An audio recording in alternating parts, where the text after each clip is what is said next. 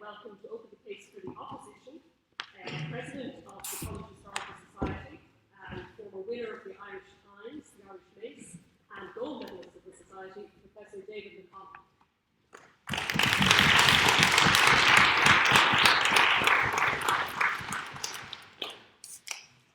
Madam Chairwoman, Mr. Orator, ladies and gentlemen of the College Historical Society, ladies and gentlemen, it's a great pleasure, just like Marguerite.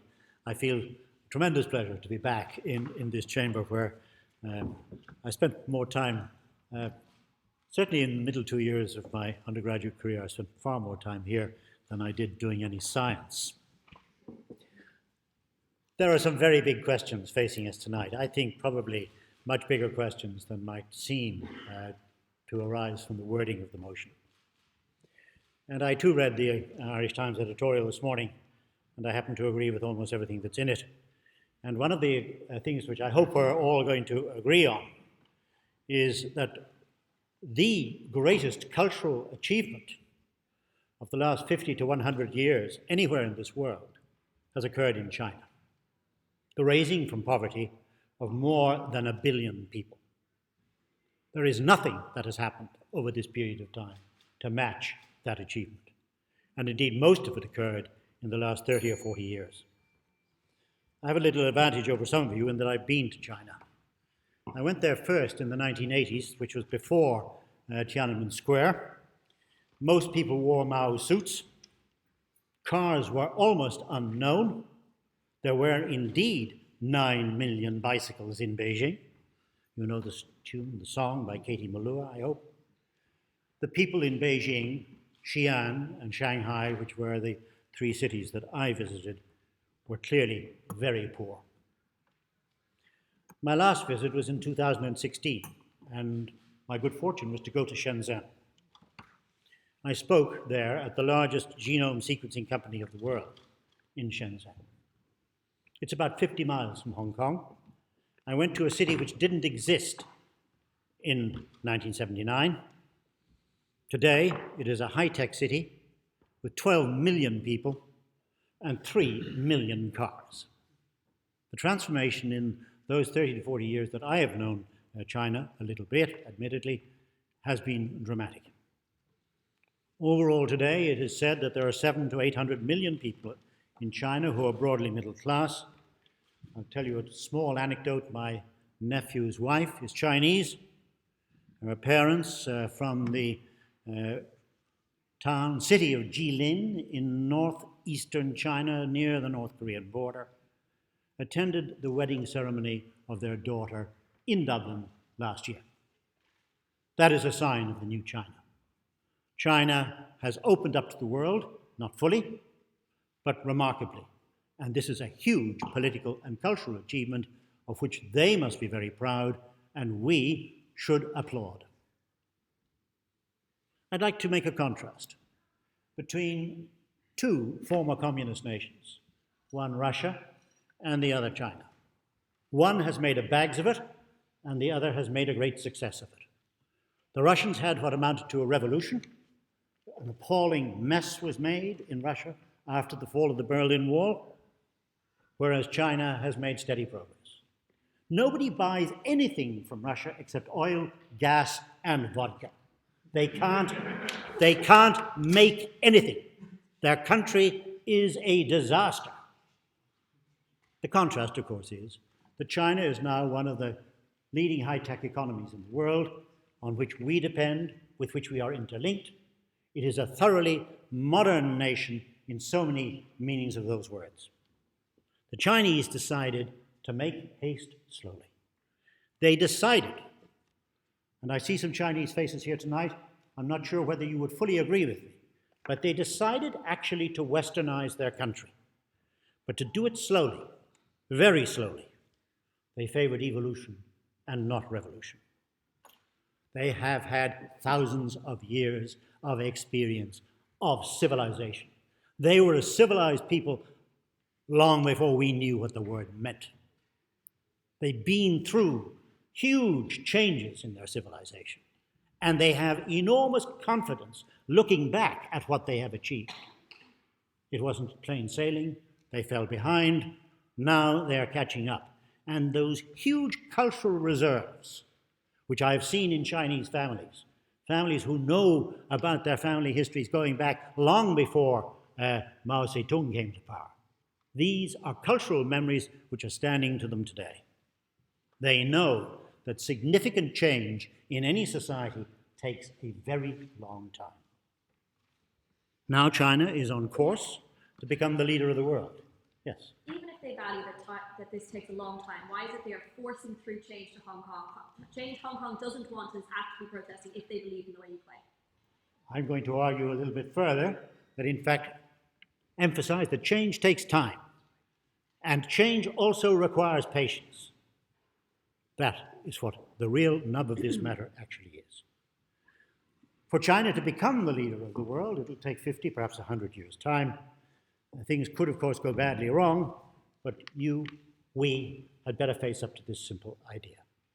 Most of the dangers faced by China face us as well. There may be catastrophes along the way, not only global catastrophes of the kind of global extinction, nuclear disaster, and so forth. There may be very serious difficulties in between.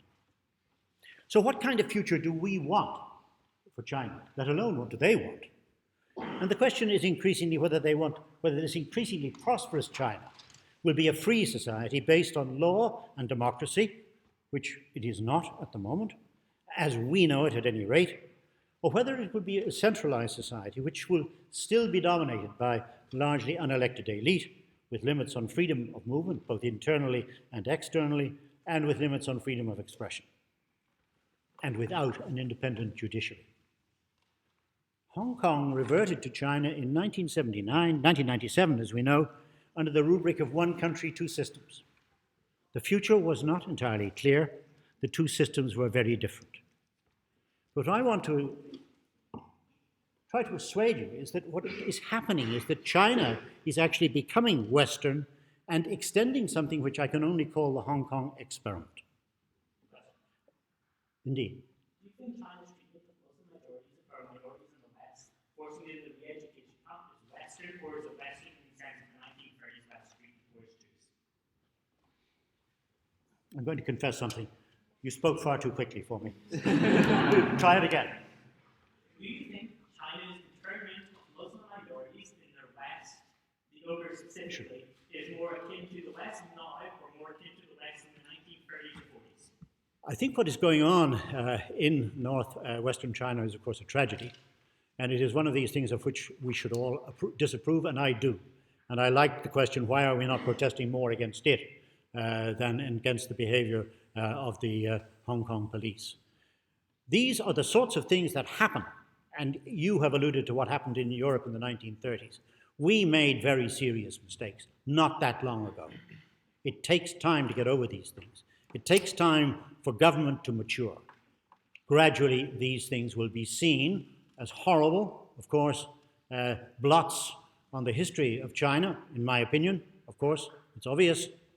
But they will be seen as distractions, in a sense, from the main drive of China, which I believe, is firmly to join in the, generally speaking, lawful, democratic, Western-type world. And I've seen those changes. Visiting China and Hong Kong at the same time, more or less 4 times in total, the Chinese system has been moving slowly towards the Hong Kong system. China, I believe, sees Hong Kong as a kind of experiment. And I think in that sense, it's extremely important that Hong Kong should succeed. This experiment is intimately associated with Shenzhen. It is not an accident that Shenzhen was built within a few miles of Hong Kong. There are 9 crossing points, 6 of them are by land.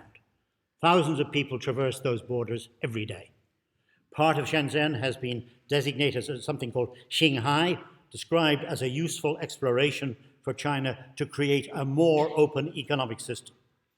It's the kind of future which President Xi outlined in a major speech in November 2018. Broadly speaking, just one second, broadly speaking, what we're talking about is a major plan for something called the Pearl River Delta. That's the area north of Hong Kong. It extends up to Canton, Guangdong. It comes down through Shenzhen, Macau, and then Hong Kong. I see in the plans, in the overall strategy of China for that region, the notion that gradually more and more of the privileges of Hong Kong should be extended further up the Pearl River Delta. The rest of China would be expected to follow. Now consider the protests. Of course, they have not been treated well by the government. I accept that. But the events in Hong Kong must have caused extraordinary concerns in mainland China. And in my opinion, they threaten not just the future of Hong Kong, which I think is seriously at risk, but also the kinds of freedoms that are in prospect for the rest of China. Question. Yes. The case seems to hinge on the idea that this Chinese westernizing project is a good thing. Do you not think the people of Hong Kong could legitimately reject this project and not want to partner? Yes, of course they could reject it, but I'm not aware. I mean, there are very deep problems. I didn't want to raise it tonight.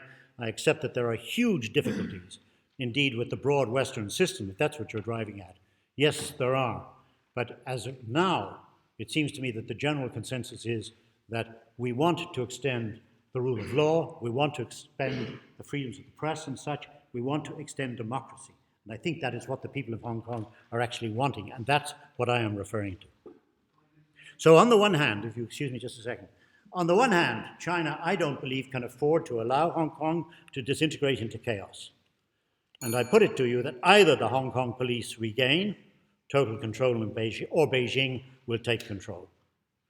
They were unlikely to do so before the celebrations of the 70 years of modern China, but I suspect that things might change from now on.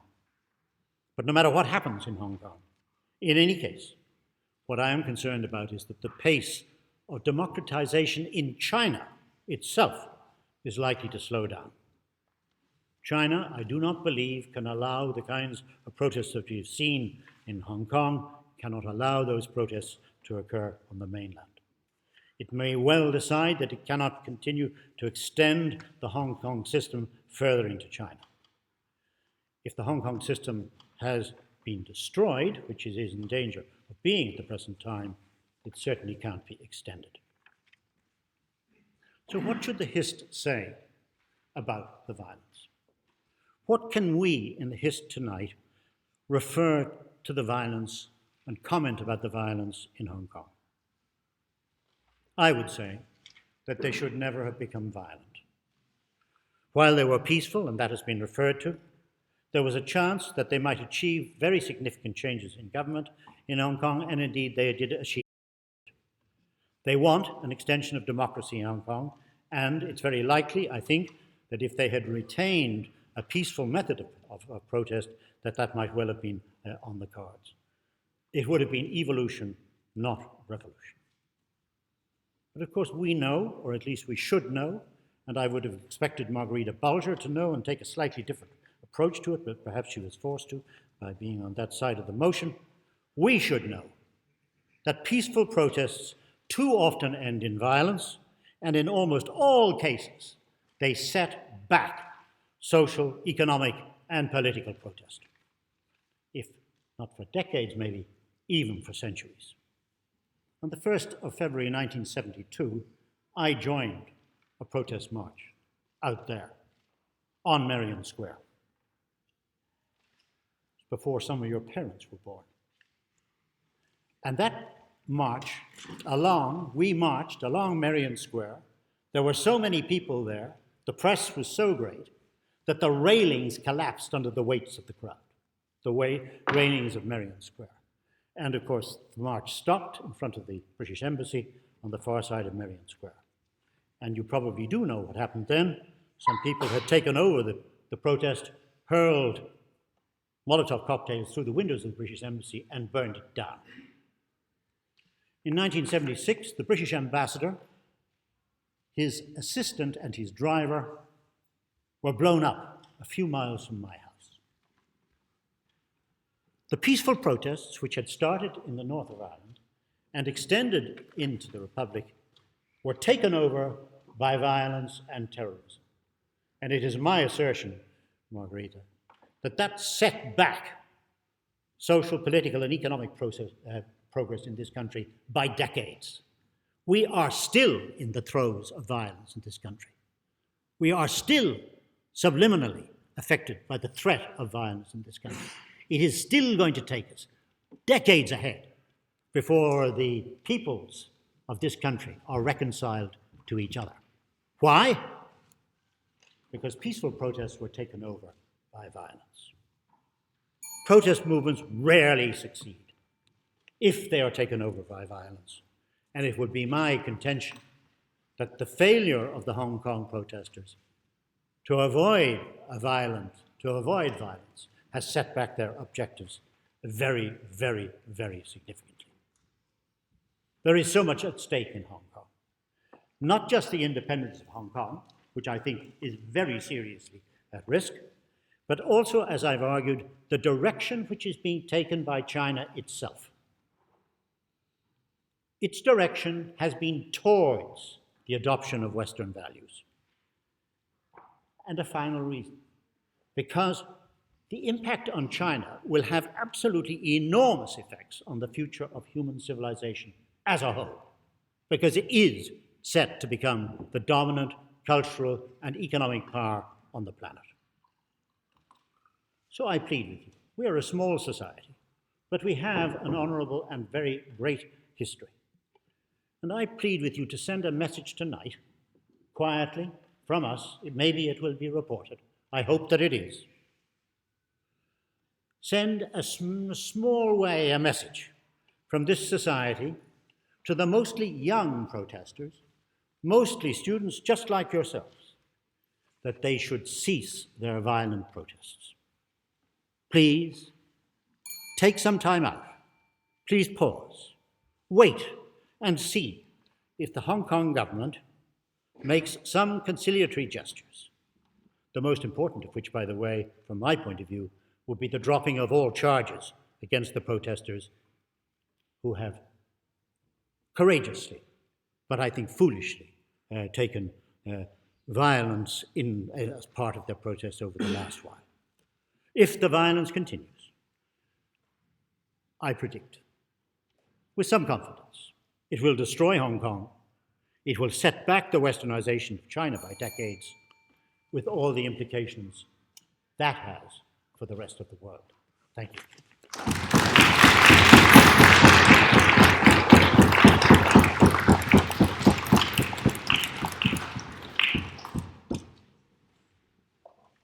Just a quick reminder that we'll be accepting floor speakers after the program speakers have finished their part of the debate.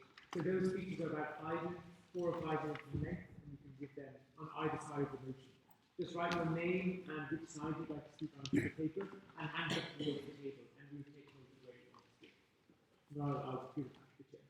Thank you, Mr. Walter, and thanks to Professor McConnell. And it's a great pleasure to welcome to the second case of proposition Christopher Cassan, who received the gold medal for oratory in 2008, and former winner of the Irish Times as well.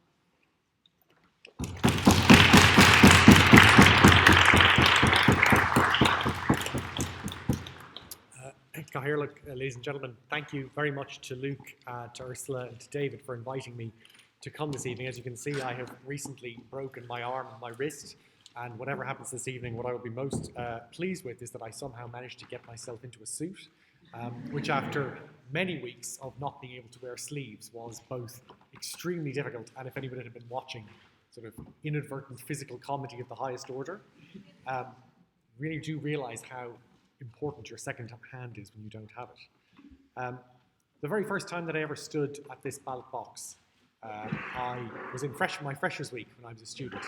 I gave a very angry speech about this society being an elitist, insular, old boys club that had no place for outsiders, different types of people, people who hadn't gone to a certain type of school or didn't look a certain way or behave a certain way. And I suppose it's a testament to this society that I didn't spend a very significant proportion, probably too much, of the next 4 years of my college career in this room and in this building. Although I then made a very similar speech when I was leaving Trinity as well. Hopefully that is no longer true. But Professor McConnell mentioned in his remarks the society's long and illustrious history, and something that I think about when thinking about the fact that we are here this evening celebrating the Medalists. The great majority of whom over the society's history are, I think I can probably speak for all of us, significantly more august, perhaps, in the nation's history than we yet are. Anyway, yet, I say. And I personally, for a while there, didn't actually have either my silver medal or my gold medal, because when I was living in London, my partner and I were burgled. And one of the things that the burglars decided to steal were my medals, which was somewhat upsetting. Not as upsetting as all the other stuff that got taken, but upsetting nonetheless. And then a few weeks later, I received a message online from a woman who I'd never heard of with a picture of the back of my silver medal. And it just said, "Is this yours?" And I thought, am I being extorted? Is this the start of a very niche, nerdy film? And so I thought about what to do, and with some trepidation, I must say, arranged to meet this woman. And it turned out that she was a mudlarker. Does anyone know what a mudlarker is? So it's in London, people who comb the banks of the Thames for stuff that is washed down the river and find all sorts of historical objects. And it turns out that my burglar had decided that a silver medal of the College Historical Society wasn't worth his problems, and had thrown it into the Thames. He kept the gold one. I got the silver one back. And I believe the silver one was actually have a higher monetary value, so the joke was on him. But when thinking about the society's history and listening to Professor McConnell's remarks, of whom I've always had enormous respect and listened to many times as a student here, I thought about some of the names that we, as a society and as a college, celebrate when we talk about the great august history of this society. Theobald Wolfe Tone, Robert Emmet, Thomas Emmet. Many men who, and they were to the society's great shame and the college's great shame for a very, very long time, only men who were in the society. Men who played very celebrated roles in this country's fight for freedom. And fight it was. Violent men, men who espoused violence in the oratory of their age, not only because of what they saw in Ireland, but also because they very principally believed in a people's right to physically resist their own oppression. And as Marguerite pointed out in her speech, that is the very foundation of our state. It isn't just the very foundation of our independence, in the sense that we fought many violent rebellions and eventually a war of simple resistance to refuse to continue to be part of the British Empire, a violent war and a violent resistance that inspired many of the rest of the British colonies to forcibly resist their oppression. But it is also the basis, for example, of the successful campaign to win political rights for women in this country, and in the United Kingdom, which we celebrated the centenary of last year. It is, of course, the basis of the centenary of the Eastern Rising that we celebrated as the beginning of our modern state just 3 years ago. It is, of course, the way that America, the paragon of liberty in the Western mind for so long, perhaps no longer, but for so long, it is, of course, the way that they resisted their oppression and won their freedom. And when I think about all of these incidents of violent resistance in the past, and of course, there have been many that have been tragically misguided and have gone too far or have been unsuccessful. But there are so many foundational elements of our Western, in quotation marks, freedom that were founded through violence that I think about what many of the speakers have already referred to as the great challenges of our time. And of course, the rise of China is one of the great challenges of our time, as are climate change and so on.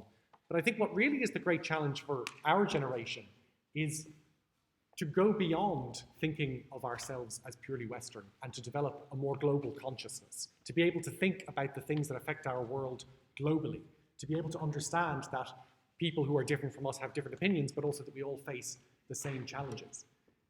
And the greatest challenge for those of us in the West to overcome that is to overcome our own arrogant hypocrisy. Violence was good enough for us to achieve our freedom. It was good enough for our protests. Violence was good enough for America. Violence was good enough for the suffragettes, even though all of those people at the time were told, be patient. The vote will come for women at some point.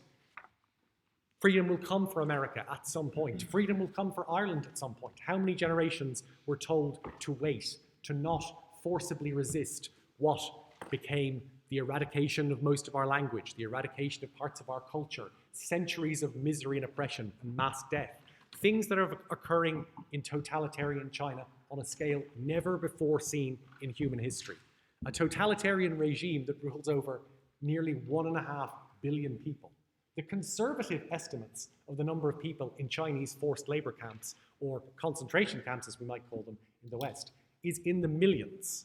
The number of people who were murdered after the Tiananmen Square protests in 1989 only continues to rise and shock the historians who study it. If the Chinese government decides that it wants to flood a valley and there are millions of people living in it, then those millions of people are going to go. They're going to go somewhere else. And the Chinese government doesn't really care what they think about it. And many of those people, if they resist, will never be heard from again. If you are of the wrong religion, if you are of the wrong language, if you are of the wrong race in China, if you get in the way, if you get in the way of the one China, your culture, your language, your religion, your family, your people will be expendable to the Chinese regime. Our resistance to totalitarianism and oppression apparently justified violence, or at least we live with the benefits of the people who were willing to do so. And yet if Chinese students, people just like you sitting in this room now, throw rocks at police, that justifies them being shot at point-blank range. They are the ones who have gone too far. All of those things, why are they not the key demands of the protesters? Surely we should be talking about the protesters' demands, are not about everything that China has done wrong and something. Why are the protesters not focusing on those core issues? Well, the key demands of the protesters, because they are the people who live in Hong Kong, is to have all of the things that the people in mainland China do not have. Due process, democratic elections, liberty and freedom. Of course, I think that the people of Hong Kong should want those things for the people living in the rest of China. I would not want to speak for them, but I would be very surprised if they think that the rest of China should continue under the system that it has while Hong Kong becomes a democracy alongside it. I think that that's a very skewed way of looking at the fact that they make demands for their own tiny enclave ready to be crushed by a giant totalitarian oppressor. When we think about the idea of what violence is, this is another of our arrogant hypocrisies in the West in the way that we talk about the rest of the world. We use the word violence to apply both to the student who throws a rock and to the policeman who shoots him at point-blank range. We use the false equivalence that says, as the President of America famously said about far-right protesters in Charlottesville, there are decent people on both sides. Maybe they're both wrong. We use a false equivalence to say, well, isn't it a tragedy? The violence of a totalitarian state, the largest military force in the world by a long shot in terms of its capacity to wreak violence on its own people, is not equivalent with the angry protest which veers into violence of the students and young people of Hong Kong. It is completely beyond the bounds of possibility, as from the facts that we know them, to equate the possibility of violence amongst the protests going on in Hong Kong at the moment with, for example, the actions of the Provisional IRA, or violent protest in the sense of the ANC's terrorist campaign against apartheid in South Africa, or violent protest that begins as protest on the street and becomes terrorist violence that kills large numbers of civilians. The only people who are claiming that the people in Hong Kong have any even ambitions to do such a thing are the police in Hong Kong and the Chinese totalitarian state, who should not be believed in the way that they portray those who dare to stand up against their one China that they want to impose upon the rest of the world, whether it likes it or not. Because that is the reason why it is so important for us not to take an arrogant Western position that says, we support your right to freedom and we think that you should have democracy and the rule of law. But if you engage in one act of violence, we think you are wrong and that you should be patient to wait for the state. Because China's ambitions to control go far beyond its borders. One of the other things that people in this country, one of the other things that people in this country and the people who our revolutionaries inspired around the world resisted was imperialism visited by great powers on the less powerful countries and peoples of this world. China is engaged in one of the greatest imperialist projects of recent times in its actions in Africa, in Central Asia, to create a world system that enriches and empowers China by doing business with some of the nastiest regimes all around the world. And of course, this is no different to what the Western powers have done in the past. But we must not act as if the rise out of poverty of the people within China comes at no cost, or that this has no negatives for either the people of China or for the rest of the world. Because totalitarianism and imperialism, just because they have a different flag over them, should still be resisted. Yes. Is it not deeply arrogant to call the actions of the African National Congress fighting against apartheid terrorism? Well, I was using the way that they were described by the people who were oppressing them, not describing them as such myself.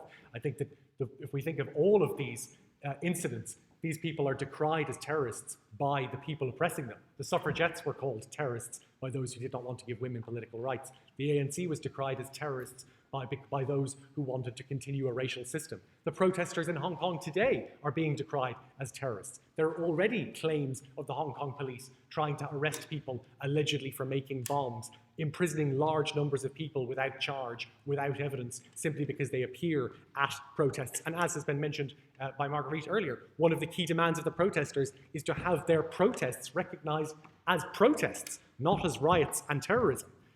The language that is used by the oppressor is absolutely at the heart of the way that this is thought of. Because to equate the violence of the oppressed with the violence of the oppressor is in and of itself problematic. It is especially problematic when the asymmetry is so great. And could there be any greater asymmetry of violence in today's world than the largest country in the world with the greatest totalitarian powers possible against the young people of a tiny enclave on its southern border who have been guaranteed in law certain protections which the Chinese government, through its actions of pressuring the Hong Kong government and through its continued exertion of control over Hong Kong, have decided that they are not willing to accept and tolerate any longer. And that is why it is so important for this to be something that the world speaks out about, and not to be distracted by the Chinese government's attempts to portray low-level violence of people on the street as some kind of terrorist campaign. Because if the Chinese are able to crush what happened in Hong Kong today, in the way that they were able to crush what happened in Tiananmen Square in 1989, what they will do is continue their process of the eradication of memory that goes against the Chinese state. The Cultural Revolution eradicated much of the Chinese culture that went against the Chinese regime. The Chinese regime today is trying to eradicate the culture of the Uyghurs and the people of northwestern China. It has waged a long campaign to eradicate the culture of the people of Tibet. It has waged a long campaign to eradicate non-majority Chinese language and culture. And it has completely eradicated the truth and memory of what happened in 1989. The people were disappeared, but so was the story. The story became that there were a few protests, a man stood in front of a tank, and then everybody went back to be happy, and now the Chinese are all rich and they have no problems whatsoever. Well, that is what China wants to sell to the world. And just because some people who are protesting in Hong Kong are doing some of the things that our own ancestors did in resisting our oppression, we should not be distracted into the lies that the Chinese government want us to believe. The people of Hong Kong are crying out to be treated fairly and to have democracy and freedom. They have very little chance of success, but their chance of success should not be undermined by the people of the West holding them to a standard that we would never hold our own history to. And it should not be undermined by the false equivalence of a totalitarian state trying to equate the student who resists a violent policeman with the violent policeman who shoots him at point-blank range. Thank you very much.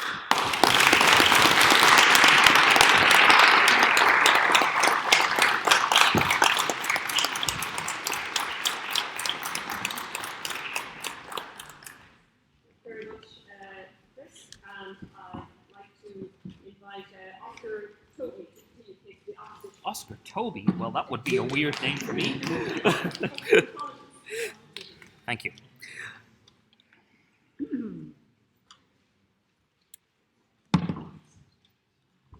Ladies and gentlemen of the Coleridge Historical Society, this institution has been around for 250 years and has all built up to this moment. The moment where I will deliver a meandering, vaguely relevant speech about the people of Hong Kong and about why they shouldn't be protesting their actions. in an act, in my first thing to say, that will make me seem magnanimous, but is really me trying to win the debate, I can concede a lot of what was said by the last speaker because it's not particularly relevant to the whole point of this thing. Of course, there are asymmetries between a state and the people in it. Of course, there are issues around the West and our own interpretations of violence and the way that we perceive it. But the question that really needs to be asked here is, what does the victory look like for the people of Hong Kong? I asked this earlier in a vaguely cryptic POI that didn't need to be as cryptic as it was for no obvious reason. But what exactly what is the end game of this scenario? What violence action by the people of Hong Kong ends in a victory for them? There was 5 goals originally, this idea, the first one having been achieved, the idea that the bill would be withdrawn, done so by largely peaceful protest. But the other 4 demands, that they will stop classifying it as riots, that there will be an independent police commission, and that there will be some sort of, what was the third one? Whatever, it's not relevant. It's roughly the same. The most important one being universal suffrage. The idea being that there is no clear way that any of these things come out of the situation. What do the people of Hong Kong need to do that will result in a victory in any sort of thing? The fact is that peaceful protest has been proven to work. Now, I'm not going to go into peaceful protests because, for the most part, we all sort of know the stuff from CSP class or whatever the equivalent is these days. We know about Martin Luther King and Gandhi and these people, but no one else has brought them in debate, so I claim those arguments as my own. Thus, having made them, we all know them, I can move on. The second idea is that violence has worked in the form of violent insurrections, civil wars, and people fighting against a colonial oppressor. What has basically never worked in history is people walking down the street, throwing Molotov cocktails and trying to block the police, where students go out in the street and they stand there and think. In a peasant's revolt, where you capture the king or the lord in his castle and hang him from the barricades, you succeed maybe until the army shows up. But in reality, that is not a long-term solution, and that is what the people of Hong Kong are facing. There is no scenario. One second. There is no scenario in this that ends well. There is no scenario where the people's demands are met, and there is no scenario where the violent actions that we've seen on the streets result in a victory. What about the collapse of the Berlin Wall? The collapse of the Berlin Wall was ultimately a mistake made in a political speech by one man, who then people decided, oh, the Berlin Wall is opening today, so everyone rushed to the Berlin Wall. The reality is that this thing is not about a large-scale situation. And here's the point there. Even with the Berlin Wall, even with these peasants' revolts, or whatever you want to think about through history, there was a target. There was something that the people could immediately obtain. They could take that building or that individual, and suddenly they have power and they have control of the situation. But there's no victory like that in Hong Kong. There's nothing that the people of Hong Kong can do that results in what you would call a victory. There's no person they can grab. There's nothing that the people of Hong Kong do that directly impacts upon the Chinese state. What I'm talking about here is the people of Hong Kong, you have 2 options. Either no violence or much more violence.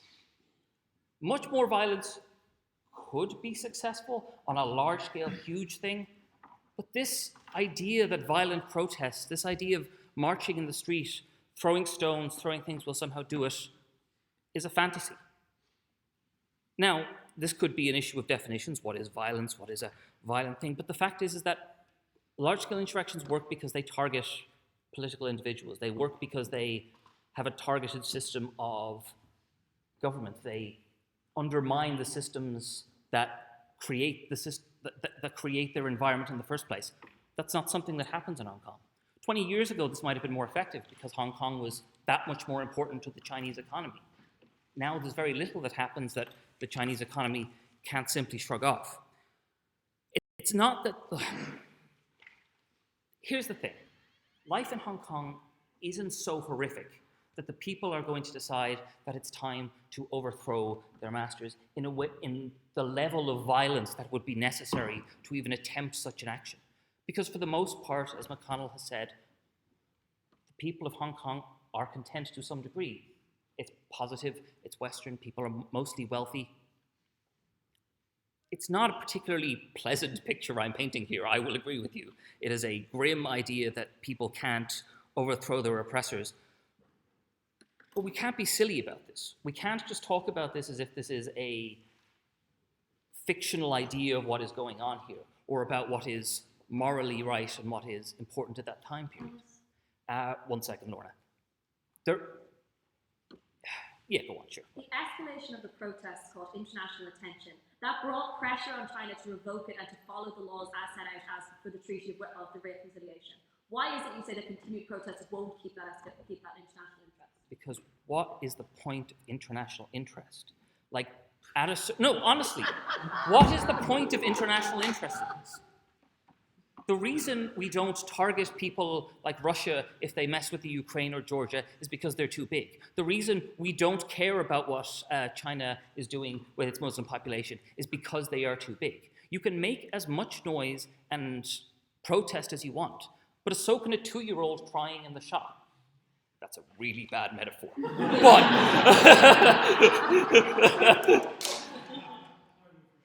no, thank you.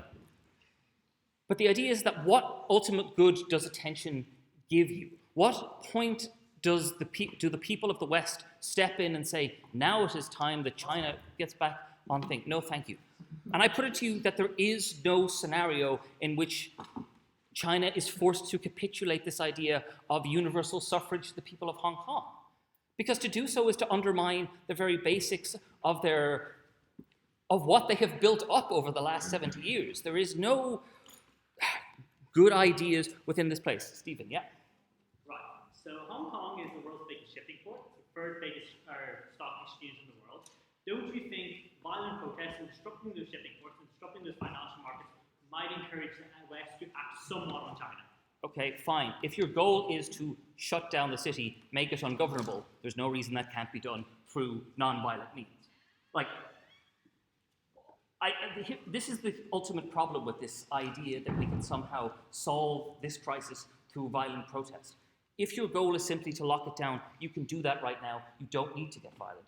If your goal is to create attention, well, here's the problem again with this. Because attention swings massively on a Western culture basis, depending on what is in the media. Today are stories about how the Hong Kong police shot a protester.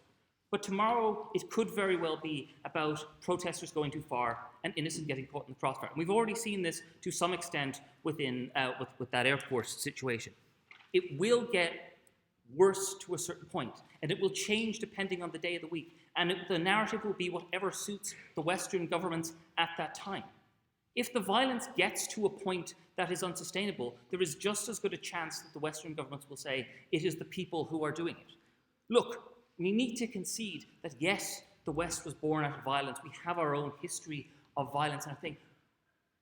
But there is always a point, there has to be a point to the violence. There has to be a goal to that violence, not just violence for violence sake. There has to be some sort of achievable target. And that is not something that is present in Hong Kong at the moment. There is no leadership. There is no singular identity uniting the people. This is partially deliberate because, it stops China from clamping down on them. But it does make a situation where there is no clear objective, there's no rallying cry, there's nothing for the people of Hong Kong to ultimately tangibly hold on to, and no clear goal that will allow them to achieve it.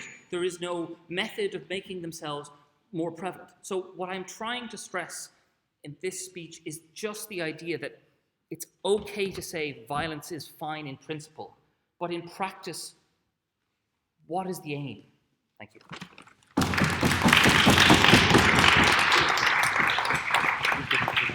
Oh, yeah.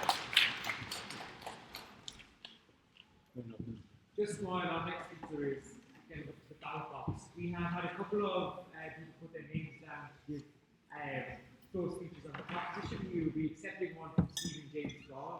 If anybody would like to give a speech on the opposition, please write your name down on the paper and hand it. Thank you very much, Ms. Walter, and it is a great pleasure to welcome Lorna Staines to take the stage for the proposition.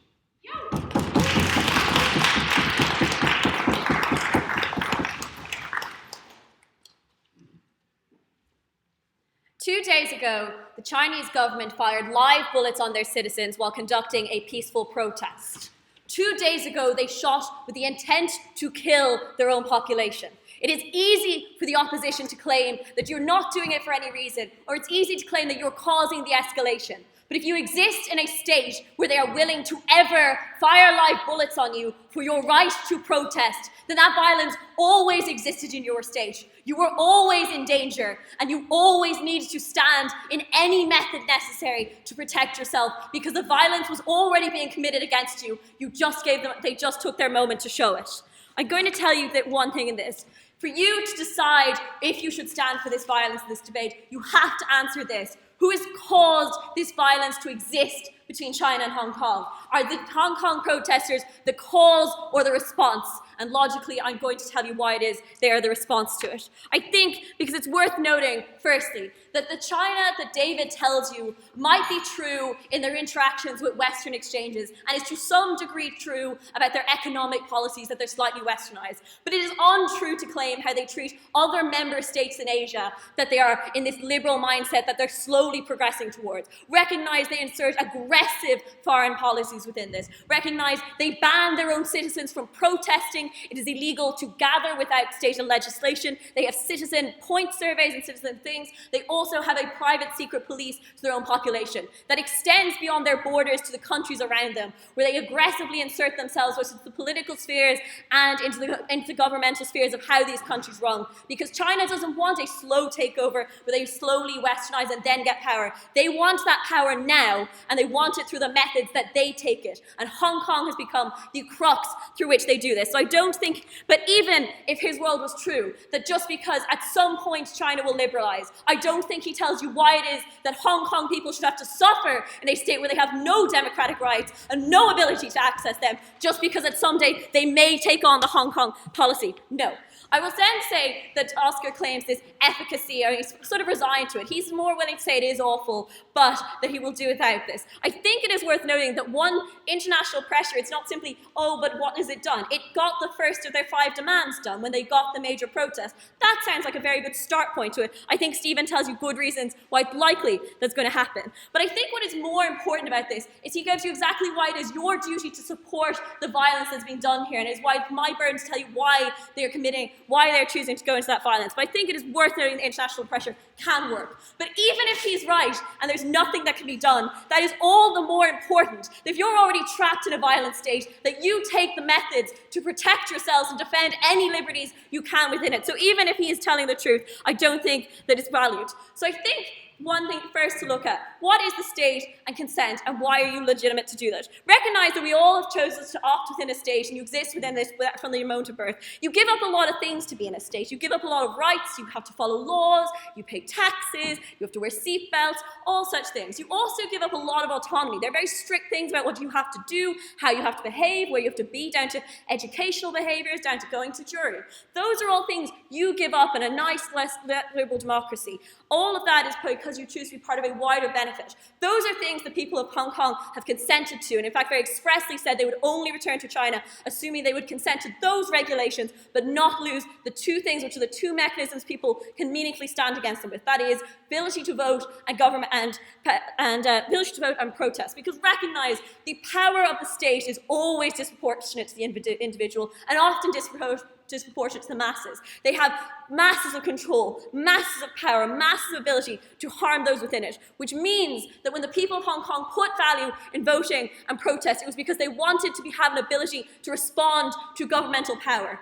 How has China respected their choice to do that? Firstly, government. Since 1998, they have never allowed Hong Kong to have a full legislature of the 70 seats. Despite the fact that consent they would have a full governmental legislation, they have never allowed this. Only 30 of the 70 seats are open to election by the Hong Kong people. Those seats have always been disproportionately voted pro-democracy. Very few seats have ever gotten in that have been pro-China. Despite this, because of the rigging of their governmental system, they have massive amounts of pro-China legislation have passed, because China has the other 40 seats voted in through businesses so that they get their legislation in. So that means you are denied a legitimate way to vote and express your power. And they have peacefully, repeatedly voted both to want a pro-democracy government in the 30 seats they have access to, and peacefully demanded that they deserve the right to the rest of their legislation as promised to them. I think it is important that it tells you two things. One, Hong Kong is trying peaceful protest, but two, China from the get-go of getting Hong Kong back did not respect its democratic boundaries, did not respect its aims and incentives, and did not respect their growth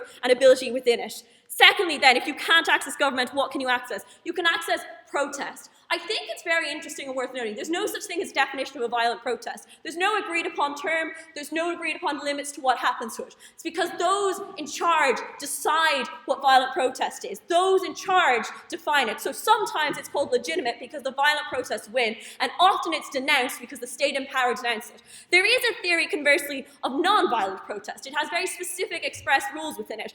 It was designed with the intent that they could no longer claim rioting within it. It says things like, you can't raise your voice or yell, you cannot form a blockade even if police charge you, and even if you are wrongfully detained, you cannot resist that detainment, including being grabbed off the street with no charge to go to jail. Those were all mechanisms designed to try and stop them being denounced as rioters, and it failed. It was repeatedly called in India as violent protest, and recognized Hong Kong actually adopted a lot of those philosophies, and they didn't do it. How did they adopt it? First, the umbrella protest, so famously. The first umbrella protest was in silence, intentionally. The point was to raise that they were non-violently protesting, that they were objecting because of what was happening to them non-violently. That ended in water gunning down the protesters and tear gas and arresting of the leaders. They then organized peaceful protests, what most people conceptualize as a peaceful protest, what we had here, people walking through the streets without violence. That led to the police charging on them and attacking them. I ask you then, finally, when they caused these large organizations and some got out of hand, they got attacked by police and the escalation of the violence got worse. So then what I am going to ask you to tell me then is, what do? You cannot legally vote. You have no control of your government. You're protesting. For your years and years of protesting for governmental control has made no change and has escalated it worse. At the same time, it's worth noting they have also brought in legislation to grow their power. And thirdly, and most importantly, the government is also escalating violence and power. They are taking people off the streets. There are people going missing at night. There are people who they arrest illegally on the streets and detain. And they specifically arrest the leaders of non-violent protest. Protest is being denied to you, voting is being denied to you, and arresting is happening to those who happen. I think it is easy to sit back. I think most people agree. It's wrong to commit violence against people. I think we probably also think on the converse, it is legitimate to defend yourself when they're harming you. And I think that's the important thing to understand here. Hong Kong didn't jump to violent protest. They didn't get millions on the street willing to put themselves in danger because they thought it was the easiest route or the fastest route. They did it because it was the only route. They did it because China is committing violence against them every day. Both the people they illegally detain, but every citizen within the Hong Kong state, because they have denied them a government, because they have denied them an ability to protest, because they have stopped their ability to grow beyond that. And I think it is legitimate to be violent, and most importantly, you have the burden to support people who choose to defend themselves, who choose to protect in the only way they have had true. If Oscar is right, this is the only method for them, and they deserve to claim and fight for any way they can to get the forces they want. But if Oscar's wrong and how trends continue, it's most important that you firstly understand why they're committing this violence, because recognize there isn't a definition for this sort of violence. This is being done, this is called violent protest because China views it as violent protest. But even if it is violent protest, I think they're legitimate to do it. If they're forcibly standing up to the people who are water gunning them and firing bullets into them, I think that is legitimate. And I think you all have a burden to understand why they're doing it and to support them for doing it. Proud to propose. Never signed a check. It was great. So sorry, that's when I wanted to speak prop. Mr. Speaker, I believe strongly in the case of the opposition today. So I'm going to talk about a few points. I'm going to talk about violence. When does it work? I'm going to talk about power. I'm going to talk about a few other things. So, I believe it was the first prop speech today, she brought up a few situations. She talked a lot about a very cherry-picked example of a small town in the middle of nowhere in Ireland, which, forgettable in the fact that I can't even remember the name of it at this point. And that's kind of the problem with that kind of that kind of talk. But what I will talk about is, when does violence work? Violence works when you are able to provide your opponents with an incentive to acquiesce, when you are able to make it such that it is easier for them to give you that ground than it is not. The problem is that when you take the example of, for example, the Irish situation, where the British had been harried so far that they thought it was worth their while to acquiesce to Ireland and to give up that scrap. When you take the example of the United States of America, where fighting a war across an entire ocean with the colonialists was no longer in the interests of the British Empire, that's not the case in China. In China, the incentive is to crush any opposition. China is currently walking into a situation where its economic growth is no longer going to continue. In his speech, the president talked extensively about the economic growth in China over the past however many years. Think about it this way: that economic growth has allowed them to continue to act the way they do. That economic growth has allowed them to get away with a lot of stuff, because when you are growing, your citizens tend to be happier. And what is about to start happening is there's about to be an economic slowdown in China. What's about to happen is that China's miracle is no longer about to be going on. And what's going to happen is China is expecting to see increased slowdown and increased citizen unhappiness. How do they combat that? They crack down heavily on any protests. They crack down with overwhelming force. If they don't do that, they risk destabilizing their own regime, because if they acquiesce in the case of Hong Kong, then who's to say that Uyghur minorities in Western China don't revolt? Who's to say other parts of China don't revolt? And when they've seen that violent protest before has worked, then they will be incentivized. So it is entirely in China's interest to be as violent and as strong-armed as possible in putting this down. We say that when the side of the proposition talks about international pressure, that we don't agree with that. We say that China does all sorts of reprehensible things all the time. We've known for years that China covers up its death penalty rates. We've known for years about abuses that China has done to its own citizens, and no one has done anything. Why is that? Because they're an economic power. When we see them flexing their muscles internationally in terms of the South China Sea, no one does anything, because they know that they can't. They know that the simple fact of the matter is, the simple fact of the matter is that China is a nuclear hegemon that doesn't actually have to answer to anyone anymore. And that is how this is. You can say all you want about international pressure, but China doesn't care about your international pressure. They care about maintaining their own single party. And if you're going to tell me that a small amount of condemnation from the Irish government is ever going to make a difference, it's not. Anything else? Sorry, this is a very hastily written speech. And the other problem I have with the proposition is that they fail to provide a roadmap in which violent protest leads to any. Oscar laid out what is the win condition for the protesters in Hong Kong. There aren't any real win conditions. There's no way, as I said, that China is going to acquiesce in full. And the fact is that the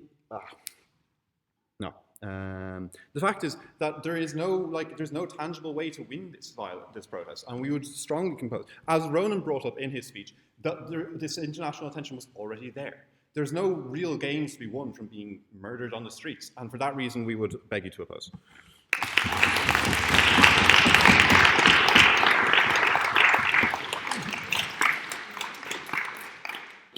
Very much, Andrew. And now I will now put a question to the House. So on the motion that this House supports violent protest in Hong Kong, those in favour, please say aye. Aye. Those against? Nay? No. The ayes have it.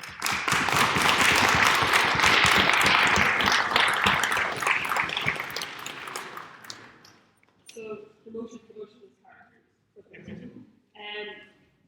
So I'd like to thank all speakers, including the four speakers, for what was a really very brilliant debate, from all sides. I think it was truly very considered. And I'd just like to touch on, I suppose, some of the issues which arose, and there are still so many unresolved questions as we leave here today, I think. But just some of the things which I thought stood out, obviously on the opposition, there's the question of,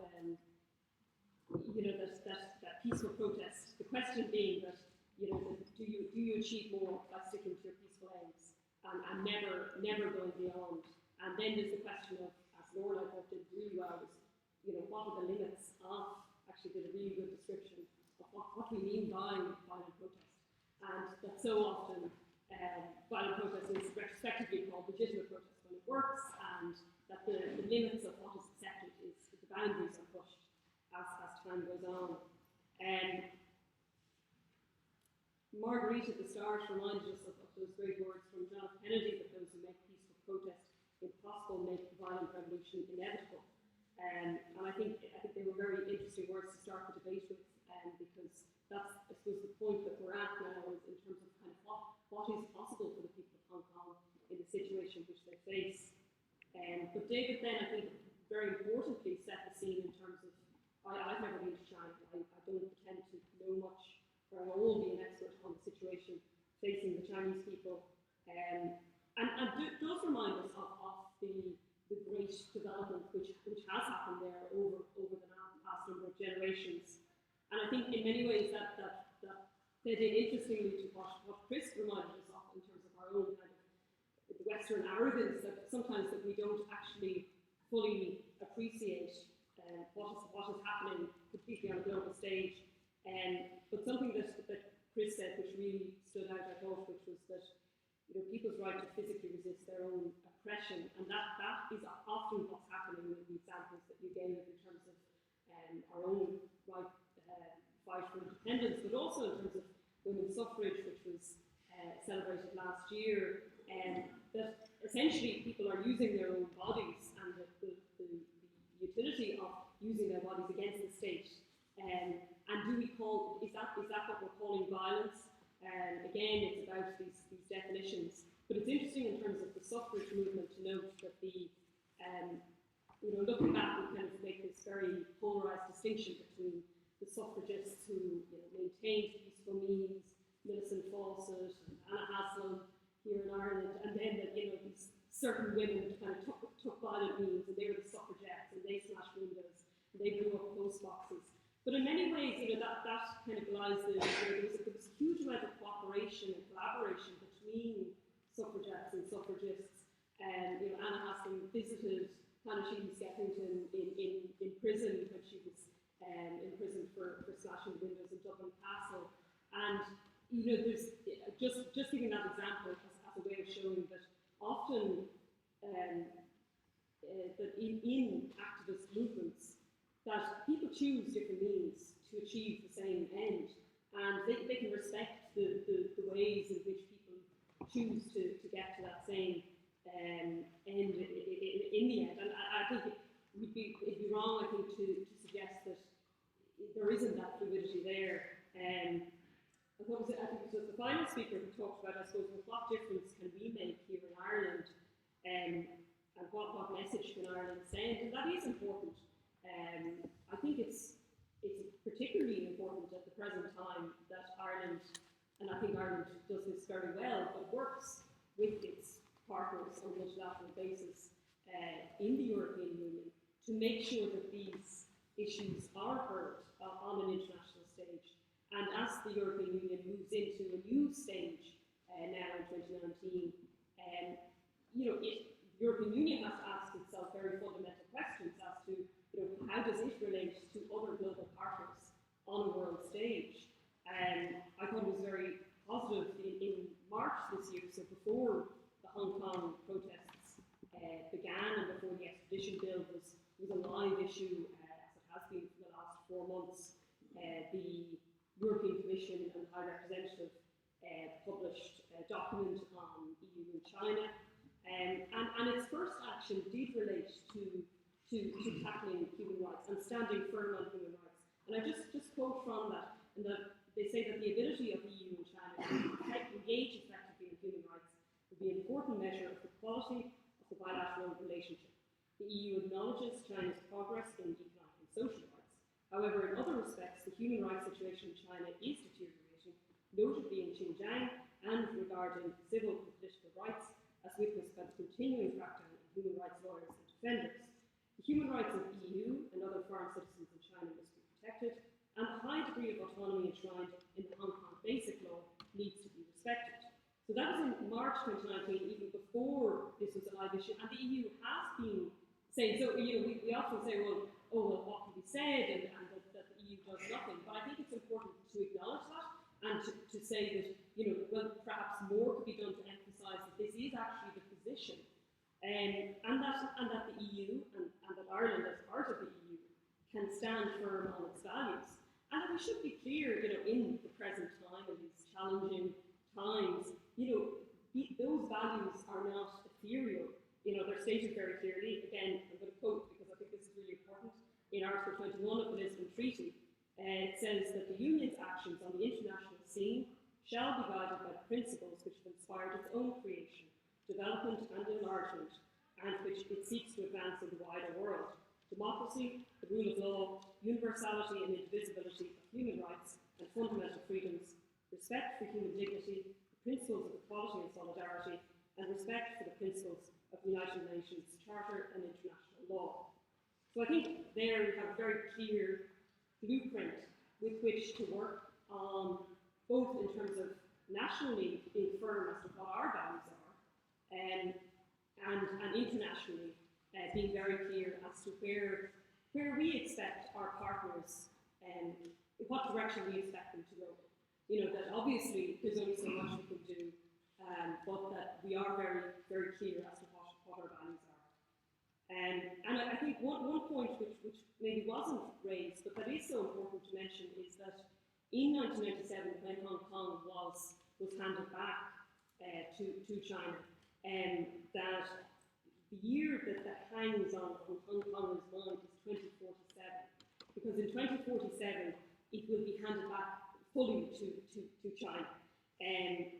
Now that might seem like a long way off, but actually in Chinese history, that's really a blink of an eye. And of course, for the young people who are protesting, that's then in middle age.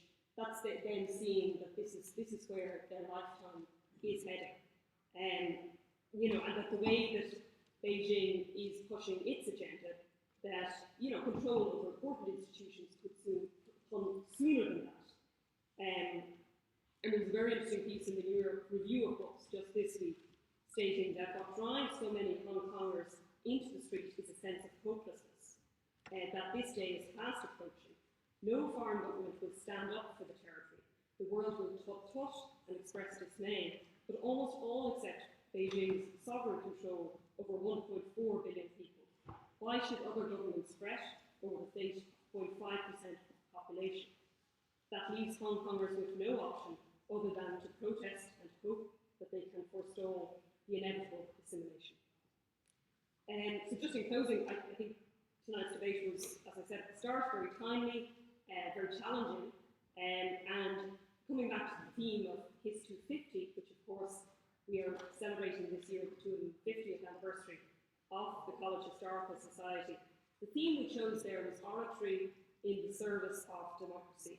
And it was a huge privilege for me hearing so many of the Hist's great orators. And I think it could be said that tonight's evening was, in a very fundamental way, the embodiment of oratory in the service of democracy. So I should now like to call upon the author, in closing, to announce the Society's forthcoming events.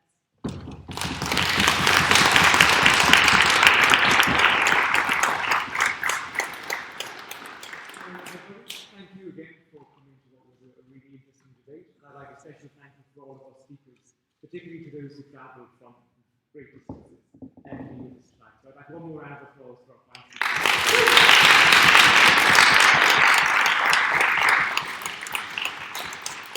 We have a number of upcoming events, and at the moment we are running our maidens competition for new university speakers. So if you'd like to learn how to debate, much like what you saw here this evening, I would encourage you to attend the tutorials and the workshops that we're running each week. Details of those are on our website, which is tcdhist.com, and also on our Facebook page.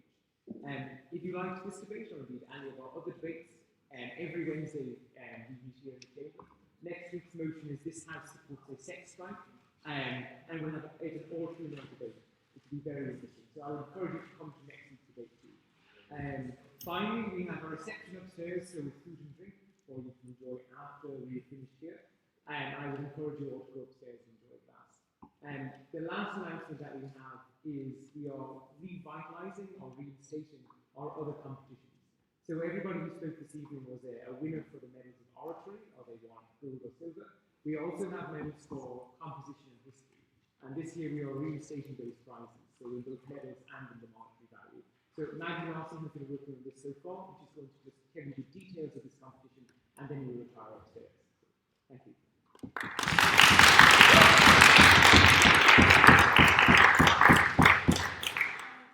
Hi everyone. So as you probably mostly know, the medals for oratory have been a long-standing tradition within the Hist. This year we're also going to be awarding medals for history and composition, which is also a very old tradition and sort of part of the Hist role in college as a place for like discussion and like academic work outside of just speaking in chamber.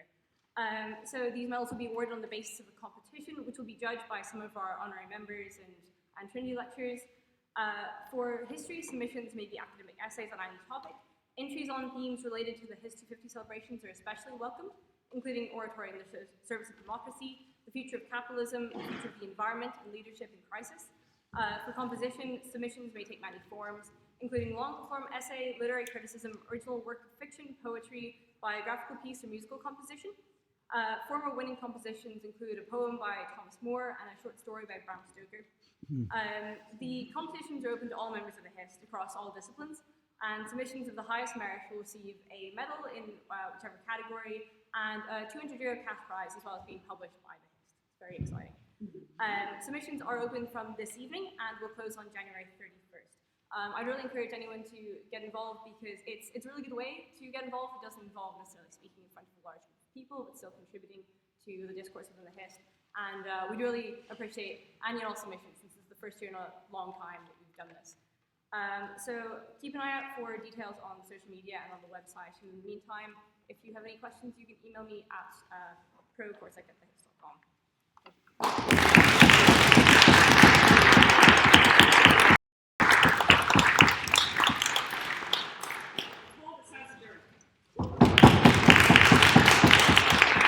David, did you guys have this history and composition? Or how old were you? Anybody could do it any time. It's in the laws. But did you have it when you were in college? Were you? Neither of us did. Well, it's in the laws. You just all you do is. I have to admit, I never read the laws. Well, I know. I heard all mysterious things came out of them, but I've never actually read them. I was in my first year, but they cancelled it after that because no one submitted anything. No, but it was never a question of calling for submissions. Simply there that essays could be submitted. We used to do, yeah. In compositions or indeed essays in history. So Yeah, I think it's a in great our idea. time, a guy called Robert McCarthy submitted an essay and was awarded a history medal. He later became the Dean of St. Patrick's and wrote a history of the college property. I think it's such And a then great idea. in my own year, Cian O'Hegarty submitted an essay, a composition on John F. Kennedy. Did you ever do it? No, I mean, there was some serious stuff, and it was then judged. And he was, he definitely got a silver gold or silver medal. I think he then translated it to Irish and published it in a small book. Superior code to GA.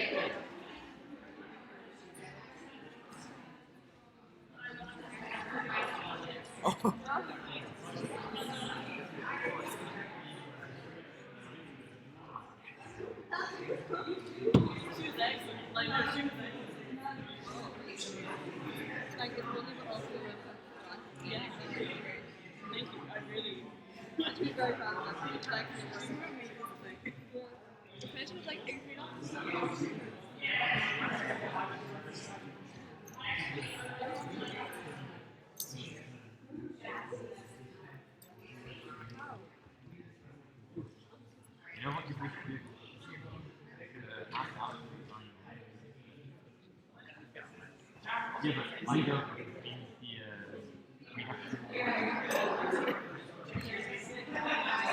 I